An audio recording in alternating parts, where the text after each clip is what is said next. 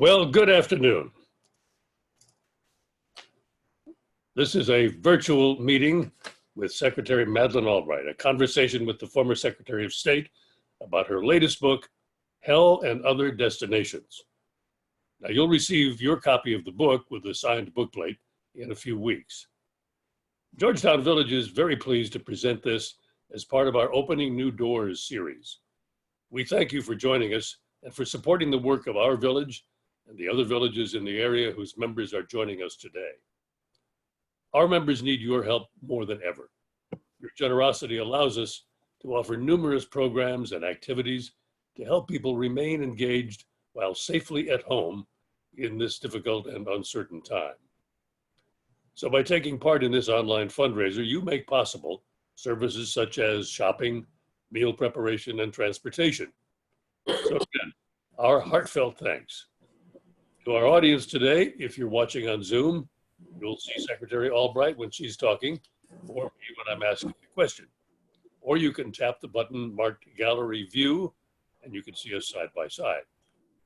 Your microphones and cameras are turned off, but we welcome your questions for Secretary Albright.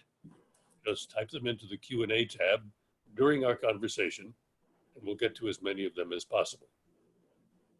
Our guest today is a longtime resident of Georgetown, and we're very proud to say, a supporter of Georgetown Village since its founding. Madeleine Albright has worked in public service, foreign policy, and the Democratic Party for more than 40 years, since she got her PhD and went to work on Capitol Hill. She served on President Carter's National Security Council, as the UN ambassador for President Clinton, and then as the first female Secretary of State. And that's not all. She has headed many commissions and study groups, taught foreign policy at Georgetown, and she has written 7 books.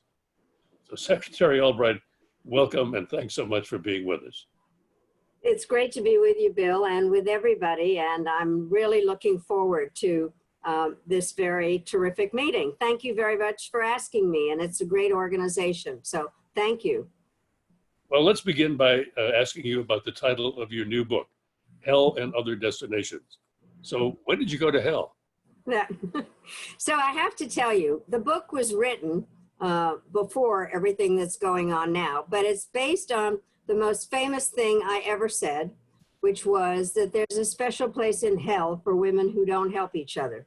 That has been one of my mantras in terms of various things that I've done. And so I look for other destinations. And so that's why that's the title that I have. It didn't occur to me that it would be so germane at this time, because as I said, I wrote it before all the things that are going on now. But the statement was so famous, it's ended up on a Starbucks cup. So it's the most famous thing I ever said. Well, you did note in the book that when you were in government, you had to weigh your responses to questions very carefully for fear of starting a diplomatic rupture or a war. But now you say you just vent. You can do that today? Well, that did it. But I really do think that one of the things is that I can actually, I say very clearly, I'm no longer a diplomat. And so I do say what I think. And that's what makes this fun. And why I enjoyed the fact of writing the book, because I was trying to show all the different things. I've always tried to make whatever I'm doing next more interesting than what I did before. Not easy if you've been Secretary of State, but there are an awful lot of advantages and things that I can say and do. So that's the purpose of the book. So what is the message overall that you wanted to deliver in this book? Well, I think the real message is, because people kept asking me, you know, how I want to be remembered. And I said, I don't want to be remembered. I'm still here. And basically that I didn't know what I wanted to do. And there were a lot of different suggestions made to me as to whether to teach or start a business or head a think tank or give speeches or write books. And so I said, yeah, all of them. And so the purpose of the book is to show all the things that I'm doing. And then my greatest talent is dot connection or rationalization. I can say that, in fact, the things I'm doing do all relate to each other.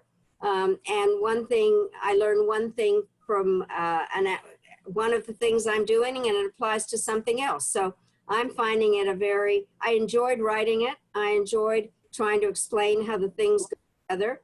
And that, while I can talk, I'm going to say what I think. And it's a wonderful time to be able to express oneself. Well, you mentioned that you did this because you wanted to keep doing things. And you've said in the book, I think that, or somewhere, that you're determined to resist aging. I think that's something of great interest to much of our audience today. You write in the book, in fact, that people who ask me about getting older are advised to duck. Yep. No, I feel exactly the same way. It is better to have the birthdays than not have them. But I do think that I am trying to show that there are plenty of things that one can do, and that there are things that relate to each other, and that, and in my case, I have to tell you, and we'll probably talk about this, it took me a long time to find my voice. And so once I found it, I'm not going to shut up. So that's what this is all about. You did say that it took you a long time to feel comfortable speaking up because there were so few women in public service when you started. No, absolutely. And I think what was interesting was by the way, my life turned out totally differently than I thought it would. I had actually wanted to be a journalist. And I worked on a small newspaper in Missouri while my husband was in the Army. And then we went to Chicago, where he had a job with the Sun-Times, and we were having dinner with his managing editor, and I was 22 years old. And he said, "So what are you going to do, honey?" And I said, "I'm going to work on a newspaper." And he said, "I don't think so. You can't work on the same paper as your husband because of labor regulations." And even though there were 3 other papers in Chicago at the time, he said, "And you wouldn't want to compete with your husband, so go find something else to do." And that's what I did. And it turned out okay, but life was different. And when I started going, I won't tell the whole story, but I went to graduate school, and then I did have a job on the Hill working for Senator Muskie as his chief legislative assistant. And so there weren't a lot of women around. And then when I did go to the Carter White House, there were other women on the Security Council staff, but there weren't a lot of us. And so I do think things are better when there's more than one woman in the room. The other thing that you seem very passionate about is teaching. I do love teaching. I'll tell you why. First of all, I think that it is a very good way to keep learning and relating to the next generation. And I have to tell you, my story is I was not born in the United States. We came here when I was 11 years old. We can talk more about that story, but my father, who had been a Czechoslovak diplomat, then was offered a job at the University of Denver once we came to the United States. And he said, "There is nothing better than being a teacher in a free country." And he loved teaching. And so I learned an awful lot from him in terms of his pleasure in teaching and dealing with the next generations. So you mentioned your family coming here after the war. Tell us what you discovered about your family heritage and how it changed your life. Well, I have a very complicated story. It'll take me a minute to say this. I was born in Czechoslovakia in 1937. My father was a Czechoslovak diplomat and part of the first generation of Czechoslovaks who were very proud to be in a democratic country that was based an awful lot on Woodrow Wilson's ideas of self-determination. In fact, in many Czechoslovak towns, there's always, as they pronounce it, a Woodrow-Wilson railroad station.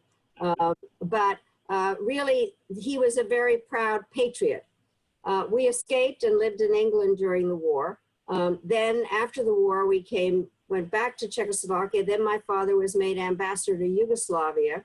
And then the communists took over Czechoslovakia and we came to the United States. My father defected and asked for political asylum. I did know my grandmother's, but I was 2 years old, and all I could remember were some photographs. And I didn't really know much about the whole story beyond having escaped and come to the United States. So what happened, and I talk about this, I was raised a Catholic, married an Episcopalian, and found out I was of Jewish background. So I have my own religious discussions. Was interested in writing about the role of religion in foreign policy, and I have looked at a variety of ways that religion has impacted. I always knew about the Holocaust because I was a student, but I didn't know that it applied to my family. And the thing that happened was when I was ambassador to the UN, I started getting letters from people that said that they were relatives and the dates were wrong, or the villages were wrong, or somebody who said they went to high school with my father in 1915, which would have been impossible since he was born in 1909. So I didn't do anything about that. And then all of a sudden, when I was just being vetted to be Secretary of State, I got a letter from somebody, this was like in November, December 96, saying where all the dates and the villages and various things about the family made sense. And this person said, my family knew your family, and it was a fine Jewish family.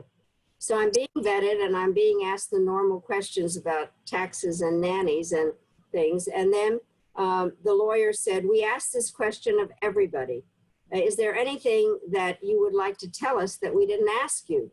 And I said, well, it's perfectly possible that I'm of Jewish background. And they said, so what? The president is not anti-Semitic.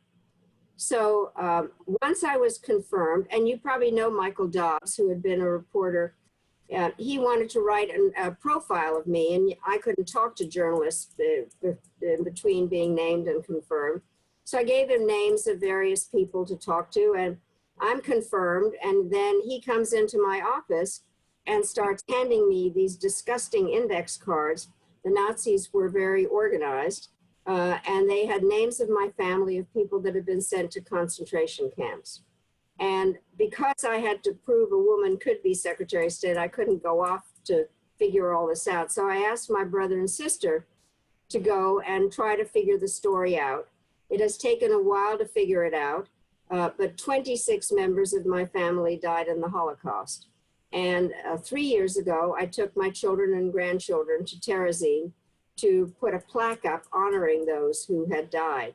But you asked how it changed my life. In many ways, I'd always known about the Holocaust. As I said, I didn't know it applied to my family. And I did always think that it was a crime to kill people, for ethnically cleanse them for who they were, not anything they had done. So in terms of my philosophy, it didn't change anything. I just felt desperately sorry for my parents. And one of the things that's in this book, which I found in 2014, was a journal that my grandmother had kept during, she stayed in Czechoslovakia, and she wrote this journal, which ultimately, and I still don't know how, ended up with my mother. And so that is in the book. And in many ways, it's kind of, I talk about it like a message in a bottle from one generation to another of hope, and yet explaining what had gone on. It really is quite amazing to look at that that letter or diary entry and to imagine what it must have been like in those days. Yeah, and it's very interesting, and I hope people really read it, is because there are some very mundane things about the things that went on in life, and then all of a sudden she said, people are talking about Aryans and non-Aryans, and she said, I never heard that terminology before. Or they were told when it was cold to send their warm clothes to the Nazi soldiers, and various parts that are very descriptive of what was going on, and some that kind of talked about hope, that she wanted to know if I was saying cute things. And so it's quite an amazing piece of literature, but really a message in a bottle is the way that I talk about it. Let's transition here to sort of current affairs. I mean, the current administration has chosen to mostly disengage the U.S. from international agreements and cooperation. What do you think the long-run result is likely to be? Well, I think it's a disaster. And let me just also, we are all our backgrounds and who we are in many ways. And I grew up at a time that it made a difference whether the United States was involved or not. And I sometimes talk about this. Something that was a watershed event for Czechoslovak was Munich, an agreement that was made between the British and French and the Germans and Italians, September 1938. And the country I was born in was sold down the river to the Germans. America wasn't there.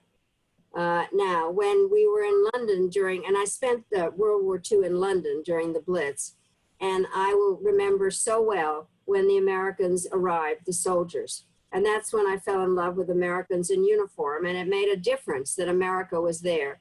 And I can kind of plot my way of thinking in terms of what happens when the U.S. is present and active, that a president who understands that our future in so many ways is linked to what goes on with other countries. My first American president was Harry Truman. We came on November 11th, 1948, and the kinds of things that he was interested in and what he did, and I have followed. I have really agreed and tried when I was in office to make sure that America was not just present, but played a role of partnership. President Clinton was the first one to use the word indispensable about the U.S., but I said it so often, it became identified with me.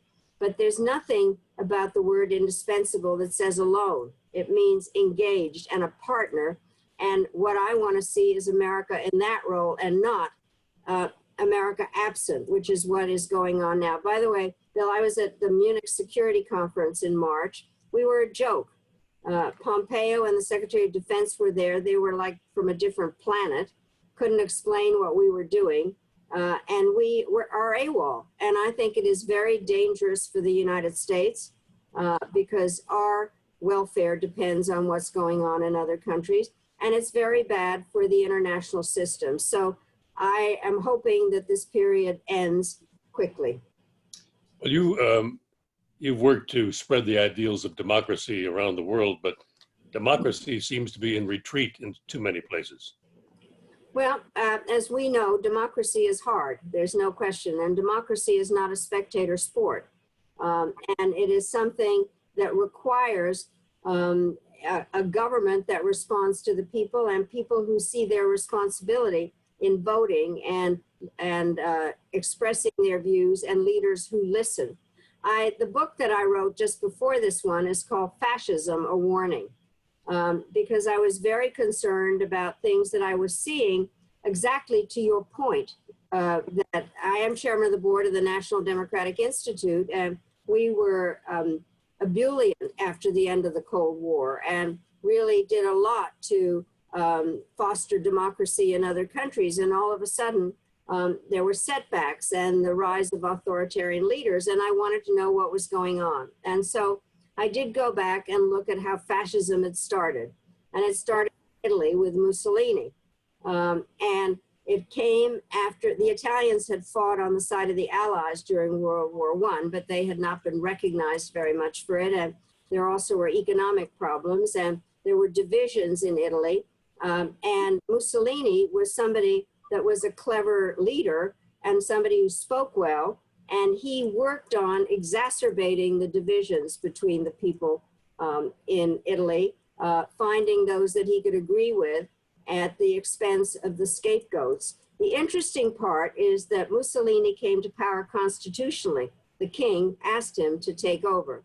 And then Hitler took the whole idea of the process of identifying with one group at the expense of another to another level, but he also came into power constitutionally.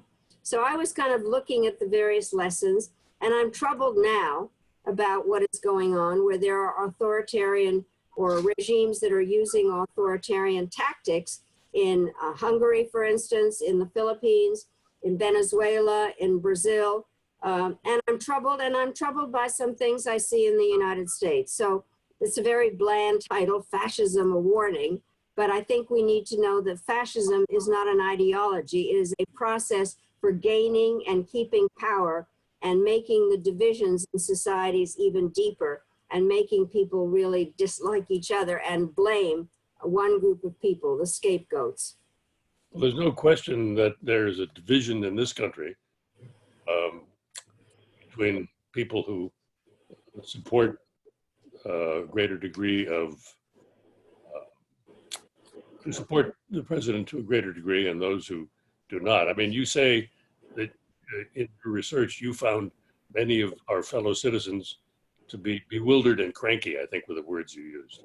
I mean, do you think a large number of Americans feel left out of a system that favors the educated and the rich and the connected?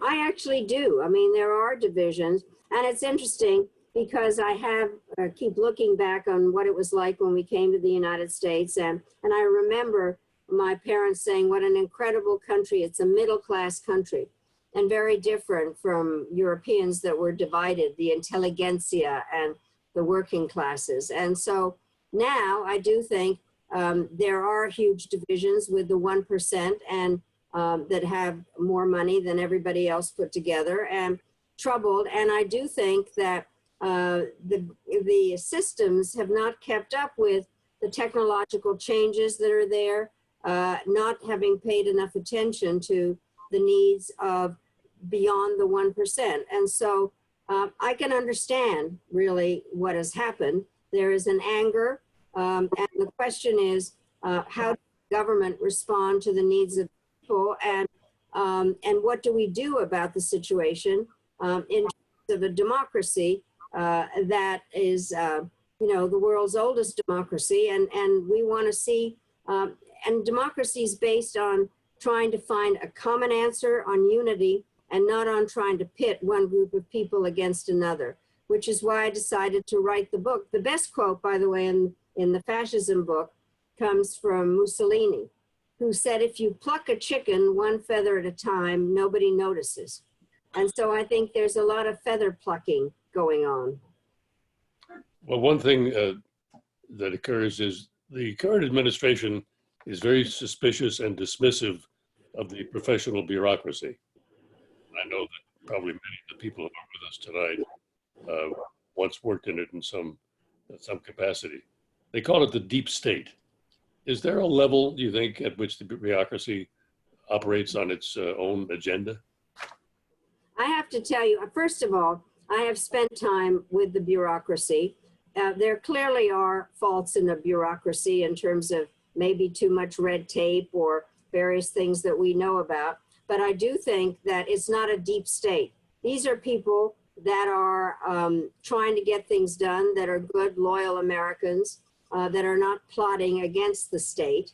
And there's no way that a leader in a country can operate without having people to present the case, to develop the ideas for things, to try to figure out how to solve problems. We have a fabulous system of government when it works, in terms of a system, a federal system and a state system and local offices, and we depend on people to help solve the problems. The government is not the enemy, and definitely not a deep state. And I think that conspiracy theories and blaming the press for everything is something that undermines a democratic system that requires listening to people, that requires understanding what the background of an issue is, and working with a bureaucracy that is not political, that is a group of people that are dedicated to making a difference. Not everybody's terrific, but I think the majority of people are working in the national interest of the United States. Well, right now, we're in the midst of an unprecedented emergency with the COVID crisis, the COVID-19, and nobody is certain what's going to happen to the economy or how long this is going to go on. What's your takeaway from how we need to address it? Well, I think it is obviously a crisis of major proportions, and I think that it came up. I think we're unclear about how it spread so quickly. I do think that there need to be investigations about how that happened, But I also think that a lot of it, and the reason that we're in the situation that we're in, is denial.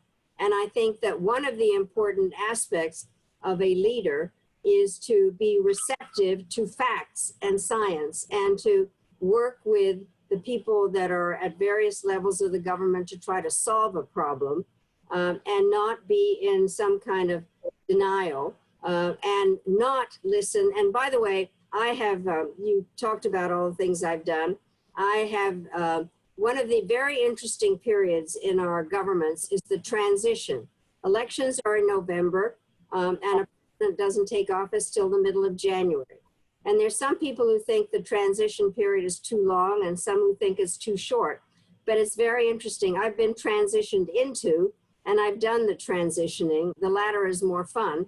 But the bottom line is, it is a time where kind of the crown jewels are turned over, where people tell you what the issues are, who's been dealing with them, what has been not finished. Our policies don't come in 4-year periods. And from everything that I can see, there was a dismissal of the Trump administration of what was going on in the transition, of not listening.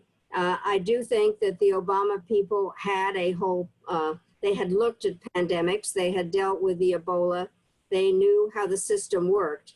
And even though one might not like one's predecessor, it's important to know what happened in the transition. And so there has been no planning that the United States is in the diplomatic term of art, that we are in now, in terms of lack of planning and the relationship with the various parts of the government. It's outrageous for a country that we know how to do things if we are not in a denial aspect and of dismissing scientific information. I have to unmute myself here. So, by the way, I often said when I was in office that I'd had all my partisan instincts surgically removed. They clearly have returned. I was just going to say you had them reinstalled, huh? Well, let's talk about that. I mean, is it possible for Joe Biden to restore the status quo ante if he's elected on issues like the Paris Climate Accords, the Iran nuclear agreement, the INF Treaty, and other things? What would your advice be to President Biden? Well, I think that his instincts are right. He's also very knowledgeable about foreign policy. I knew him when he was a senator and on chairman of the Foreign Relations Committee. We did a lot of things together, and I know the various things that he did as vice president.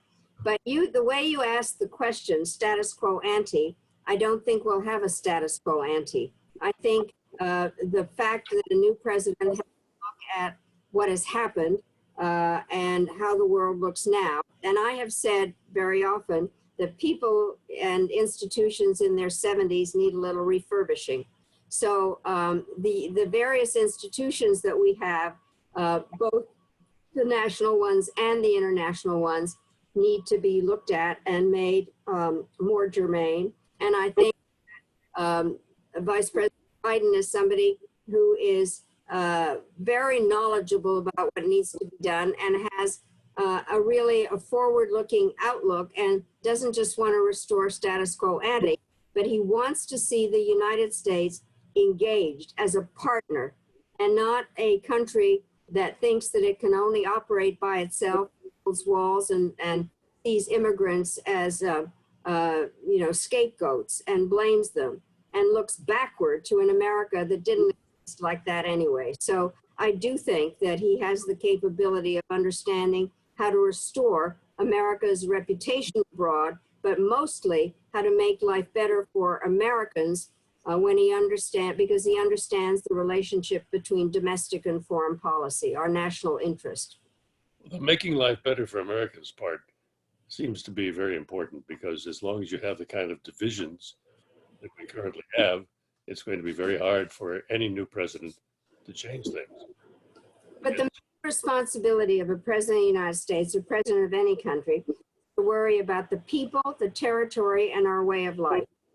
And from what I know, our people don't want to be locked up in this country alone, don't want to build walls, and that our way of life depends an awful lot on what happens in other places. And the virus is a perfect example. It knows no borders. Climate change knows no borders. Nuclear proliferation has to be dealt with by more than one country. And so understanding that, I think, is the basis for trying to have an international system where the United States is respected and the American people actually feel better and safer, and we're able to deal with the divisions that are there in terms of our economic situation and technology and various other aspects. Let me just take a pause here to invite our guests in the audience to submit questions. Don't be bashful. There's somebody who is collecting your questions and is going to shoot them all to me on a text, and I'll be happy to pass them along to Secretary Albright. So, Secretary Albright, let's talk about China. I mean, here is a country which 50 years ago was so far behind us. Like you, I can remember when there were no cars on the street, and now you can't move. They've made enormous strides technologically and economically, but their policies are obviously very much at odds with our idea of freedom and democracy. Does this represent a threat to the U.S.? Well, I can't tell you how many meetings in the last couple of years I've gone to that have something to do with China and what our relationship should be, and are they a threat, and what are they doing? There's no question that they are the rising power, and the more that we are AWOL, they are filling the vacuum. They are also using hyper-nationalism as a way to motivate support for the Communist Party and to have a very authoritarian regime. I am very worried about what they're doing. You know, they have this whole thing, a Belt and Road Initiative, where they are going around the world in terms of giving people grants or loans that they then call and problems. I've been saying the Chinese must be getting very fat because the belt is getting larger and larger. And so they are out there filling the vacuum. I am also very worried about some of the military things they've been doing in the East and South China Sea, and obviously what they've just done or are planning to do with Hong Kong. But I do think that what is essential is for the United States to recognize the fact that it is possible to find areas where we must cooperate. And by the way, if all of a sudden they're the ones that come up with the vaccine, are we going to say, no, we don't want it? We need to develop a functioning relationship with them in terms of the connectivity, but at the same time, we have to know where to compete with them and to try to figure out where we can't make any agreements. And I'm worried about the military situation and the lack of connection. And if you're a diplomat, what you try to do is to cooperate and compete at the same time. I don't want to see a Cold War with the Chinese. And by the way, President Obama is the one that decided to rebalance to Asia. I've been telling people the U.S. is not monogamous. We're an Atlantic power and a Pacific power. And we need to be present in the Pacific, and the sea lanes need to be open. And we need to figure out how to deal with a rising China without getting into a world war. But it is one of the major issues out there in terms of the issues that need to be dealt with, and insults or coddling dictators. There's something in between in terms of admiring somebody like that versus just haranguing. Well, I mean, there in Asia, for example, there are a number of former close allies like the Philippines, which are now much less so. And with the Chinese buildup in the islands, it doesn't look very promising, does it? No, it doesn't. And what I'm worried about is, first of all, there really are issues about freedom of the seas, and then the kinds of things of the seduction of the Belt and Road aspect. But also, I'm worried about an accident, that there are aircraft carriers out there, Chinese, that might hit some fishing boat, and we don't have the military to military contacts. And by the way, one of the things, and I can tell you what it was like when I was in office, I'd go to China fairly frequently, and we would talk about the things we agreed on, but I always talked about the importance of human rights and treating minorities. So the responsibility of a diplomat is to try to do both things, is to look for where you can cooperate and tell it like it is. And it isn't just a matter of one or the other. That is the art of state that does not exist at this point.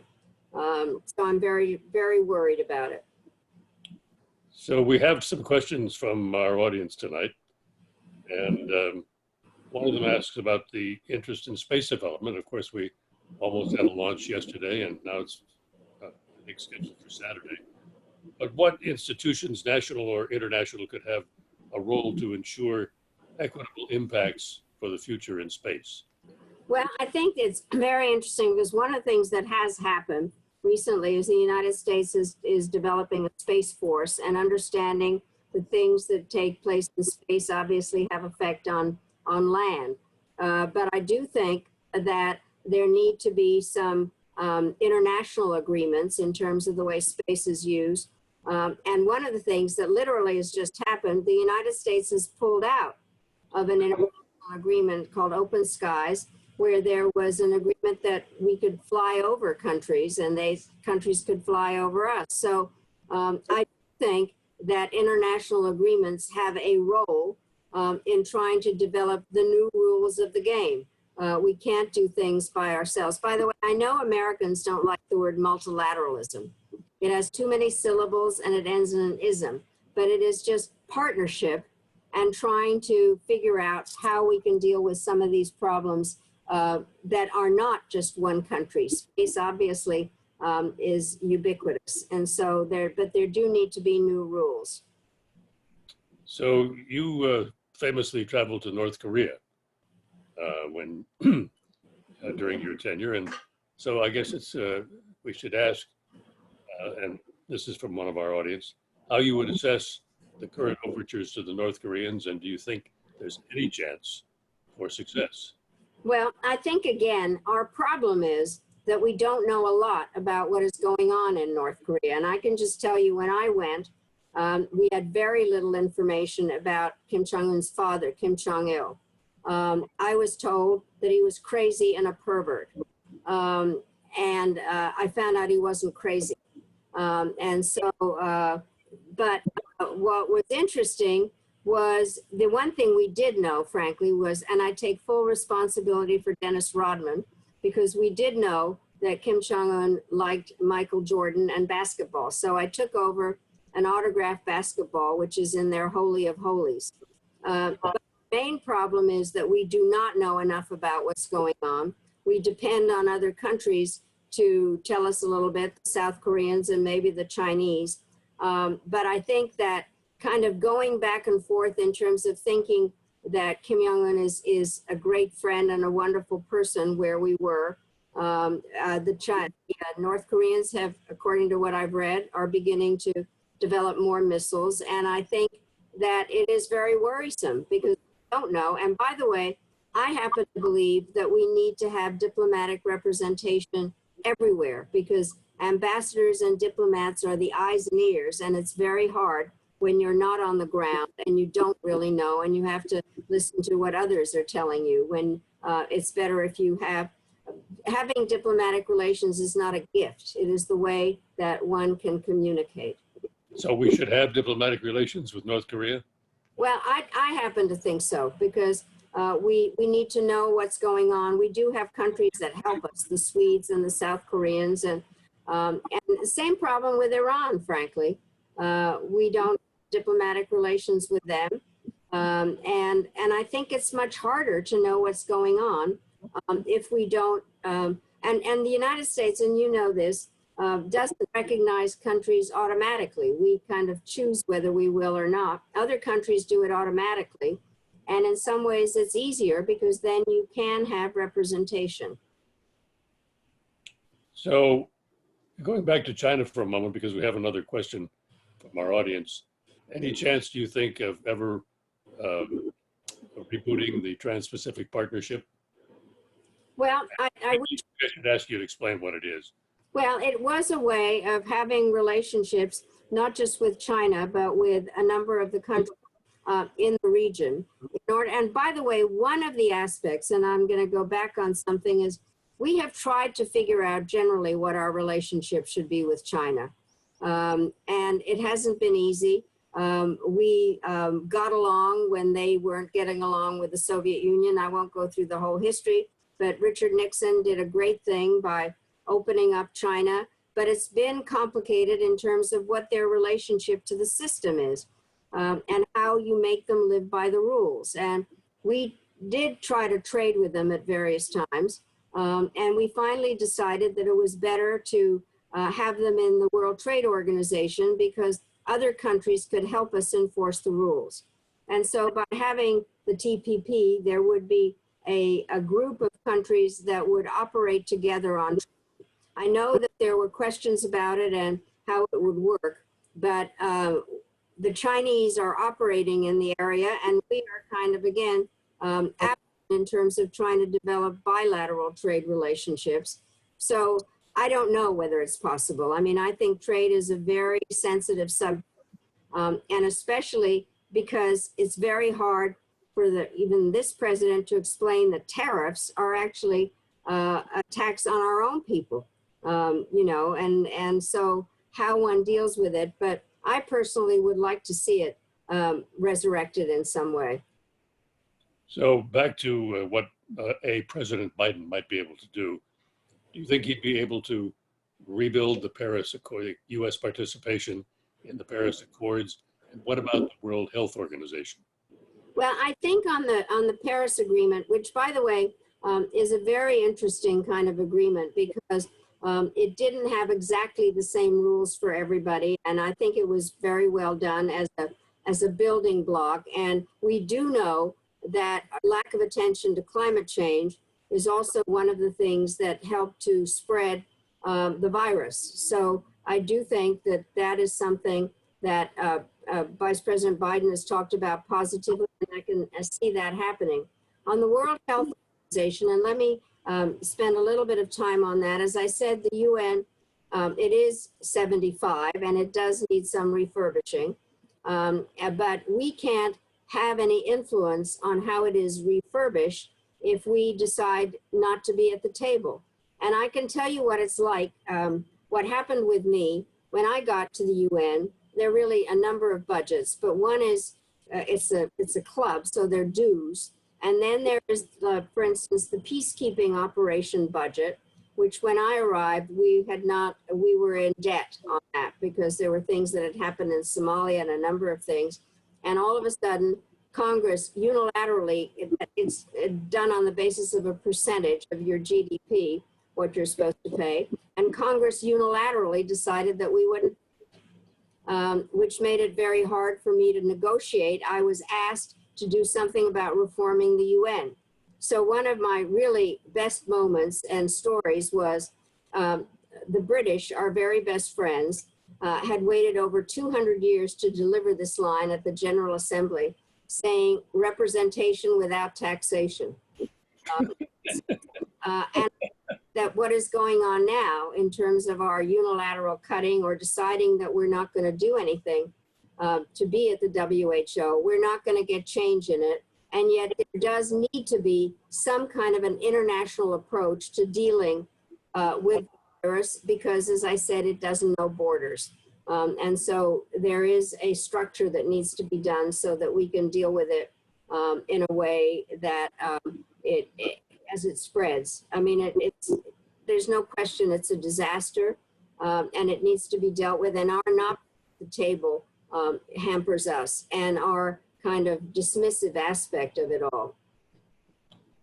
Well, another question, going back to China, another question from one of our guests today about Hong Kong, asking what should the administration seek to do? I mean, we know that Secretary of State Pompeo just yesterday said that he no longer regards them as in compliance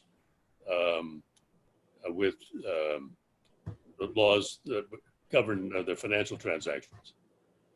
So what should we do?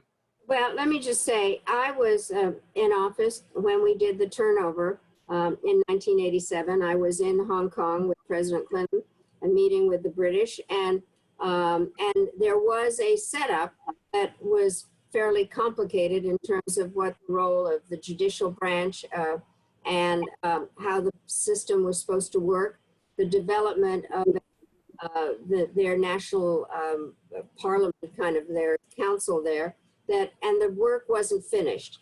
The issue now is that there really has been, it's one country, two systems, and the Chinese have been very nervous about the things that are going on. And I obviously don't think that was the right thing to do. The question, and I can't truly answer the question, because what they did, their assembly that was their so-called parliament that was just meeting, said that they would not put up with what is going on now, but there needs to be an explanation of the, what it is they're going. It's going to take several weeks for them to really explain what is going on. What did happen in the United States is according to the law that the State Department does have to say if they no longer can apply the exemptions that they get if the Secretary of State can't testify to the fact that this is still going on. So this is not a good answer, but we're in a waiting period on it now. I do think we need to make clear that the agreement that was signed in 97, was supposed to allow for an expansion of a number of various aspects of the system, the judicial system. And I think we need to make clear that what has happened is not acceptable, but recognizing the fact that we are in the middle of a process at the moment on it, and very complicated and added to the other things. And then the other part that one has to watch is what the effect on Taiwan is of something like this. And then the military part. I mean, I know people get fed up with people like me who say it's complicated. I can use my diplomatic term of saying it's a mess, but it does require a lot of attention and care in terms of the way things are interpreted. But we need to make clear what we stand for, which is that the agreement as it was set up was supposed to allow a system there that allowed people to be able to participate in it and to really have it be possible to be kind of an international city and business and all the things that went on and the freedom that it was supposed to allow. Okay, well, I have to say that at least 5 people have asked me to ask you about the pin, which of course I will do, but I'm holding that. I'm holding that till a little later. There are several other, we don't have that much time left, but there are several questions here that I think are not as deeply steeped in foreign policy, but are pretty interesting. For example, this person writes, I'm a middle-aged woman and mother. What work advice would you give my generation with a pandemic that is likely to last? Well, I think that the hard part here is trying to figure out what we can do. And by the way, I do in this book talk a little bit about what I learned from my parents during World War II. And they knew that they did not have control over the bombs. They knew that the only thing they really had control over was their behavior and their attitude. As average people in the United States or anywhere, we don't have control over how the virus started and all the various things. The only thing we do have control over is our behavior and our attitude. And I think I speak for myself. I don't know where this is going, but I do know that my mood or what I think I can do is important in terms of respecting other people's health and the various rules that are out there about wearing masks and maintaining the right distance. But I think it's hard. But I think an awful lot has to do with what we do have control over is our attitude and how we're going to make things work so that it doesn't spread more. And especially how I have grandchildren and trying to explain to them that they're going to live in a very different kind of world. So I think things are not going to be the same. There's no way they can be the same. And I think we have to figure out how we operate in this very different system. Another person asks, what are the most important life lessons that you teach your students? Well, it's interesting. I do love being with the students, and I'm often asked if I'm an optimist or a pessimist. I'm an optimist who worries a lot, but I'm optimistic. You're a diplomat. What I'm optimistic about is the next generation, and I have been fascinated by the way that they are dealing with things. And by the way, some of the things we criticize them for are actually useful. I remember, I'd say to my grandchildren, why are you online all the time? And why don't you understand anything about privacy? I mean, in many ways, they are more adept at what is going to happen. I think they are curious. I think they're trying to figure out how they can operate. And by the way, when I teach at Georgetown, I do this game simulation, and we just did it virtually. And what they did, I make up a scenario always, and this was about Venezuela, and an American ship was captured, and a variety of different things. And what they did was to operate, that cliche of making a crisis an opportunity. They were able to look at a whole variety of issues in a new way, having solved the issue of what happened to the ship, and really we're looking forward. So I am inspired by the young people. And by the way, it's very hard to either write a book or give a speech and not quote Robert Frost, who said, the older I am, the younger are my teachers. And so that is one of my mottos. So here's a question about what's your favorite book? Well, I go back and forth. Actually, I know this seems War and Peace. I love War and Peace. And, I've read it a number of times as a young girl. I like the romance. I know the boys like the battles, but it kind of goes together. And I quote from it quite a lot in class. But I love reading, and I keep choosing different books, but I do like War and Peace. And we've got plenty of time to read it now. I guess. Reread, huh? Yeah.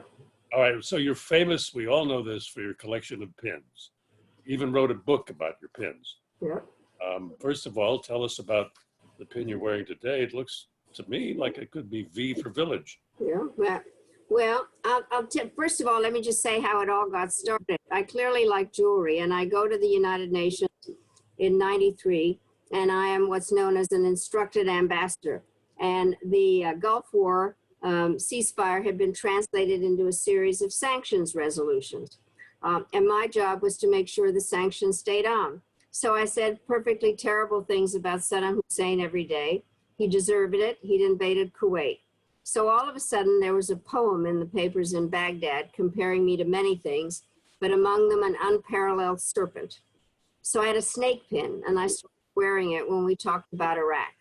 And so that's how the whole thing started. And the other ambassador, on good days, it was an opportunity living in New York of going out and buying a lot of costume jewelry to depict what I thought we were going to do on any given day. So on good days, I wore flowers and butterflies and balloons, and on bad days, a lot of carnivorous animals and insects and things. When the other ambassadors would say, well, what are we going to do today? I would say, read my pins. So that is how it all started. So I was going to do the following thing for this book. I was going to wear a devil. I had a great devil that I was going to wear. And then, given what has happened since the virus, this is what I decided. And as I mentioned, we did spend the war in London during the Blitz. We lived in Notting Hill Gate before it got fancy, and spent every night in the cellar.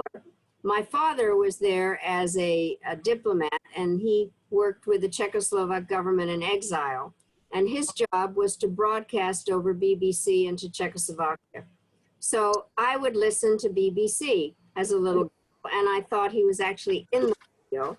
But what I heard was that BBC opened every broadcast with a kettle drum that were the notes of Beethoven's Fifth, da-da-da-dum, which is Morse code for victory. And that's why I decided to wear the V as a combination of victory over the virus. And so I can always make up a good story, but that one is true. And so that's why I have this particular pin I'm wearing. Well, that's a good one. Thank you. Yeah. So you've done a lot of things. Obviously, we've talked about many of them, and you kept very busy. But you've also gone into show business. I mean, sort of. You've appeared on several. You've appeared Gilmore Girls, and of course, Madam Secretary. Are you sending a message when you do that? Well, I have to tell you, I clearly like to have fun. People are surprised that I have any kind of a sense of humor. So, and I do watch TV. So, and I also can rationalize a lot of things. And so what happened, where I'm out of office and I get a call from the producers of Gilmore Girls, which I had watched because it's a great mother-daughter story. And so the producer asked me if I would mind if somebody played me on this. And I said, of course I mind. I want to play myself. So this was a skit that they did always on Rory's birthday when the mother goes and lies down next to her and they have this conversation. And it was actually hard because I had to memorize the lines. But my one of my daughters, who actually looks like Rory, said, Mom, you weren't acting, you were playing yourself. So that was the first thing. Then what happened is I got a call from Amy Poehler on Parks and Recreation because she has my picture or had my picture on her desk and or right behind her. And this young man comes in to ask her out for a date. And he says to her, is that your grandmother? And she says to him, anybody who doesn't know who Madeleine Albright is, I'm not going out with. So then they asked me to be on that show, and that was fun. Then what happens is I get a phone call from the producers of Madam Secretary when it first starts out, and Taya Leone asked me to meet with her and ask what it's like to be Secretary of State. So we are having this conversation, and I think, I can't believe I'm sitting here trying to explain what it's like to be Secretary of State. And so then they asked me to be on the show, which was much more difficult than I thought because every part of it had to be filmed I don't know how many times, and I would say, what am I doing wrong? And it was really went on for a while. Anyway, you know about the White House Correspondents' Dinner. So what happened was the producers invited me to go with them. And we're in the line there on the red carpet, and people would say, Madam Secretary, and Taya Leone would turn around. So that was something that made me think. So then what happened more recently, at the opening of their last season, they wanted to have Secretary Clinton and Secretary General Powell and I do a program. It was all very scripted, and we went to the studios, and it was a horrible event that happened in the White House, and she, as Secretary of State, summoned us. And I got an unscripted line in. And I said, isn't it great when the current Secretary of State calls her predecessors in to consult? We actually used to do that all the time. So I have figured out how to say what I think. I would say so based on our conversation over the last hour. I'm going to ask my team if there are any other questions or whether we'll call it an evening. And they'll tell me by text. But meanwhile, let me say to you, it's been a real treat hearing your stories and talking to you. And we thank you so much for joining us today. And the book is Hell and Other Destinations. It's a fun read. Yeah. Let me tell you how much I agree and appreciate what you all do through this whole group of villages and various aspects of being helpful and neighborly. And I really do feel very supportive of your mission. And so I was very glad to be asked to be a part of this. Thank you very much for inviting me. Thank you, Madam Secretary. And to our audience, thank you for joining us today. We remind you again that your books with the signed bookplate will be coming in just a couple of weeks. And we invite you to follow us on social media, Facebook, Twitter, Instagram, because Georgetown Village has many programs that are open to the community, not just our members. So we do hope that you will join us again in the future, and we can, I hope, try this again. So long, everybody, and thanks. Thank you.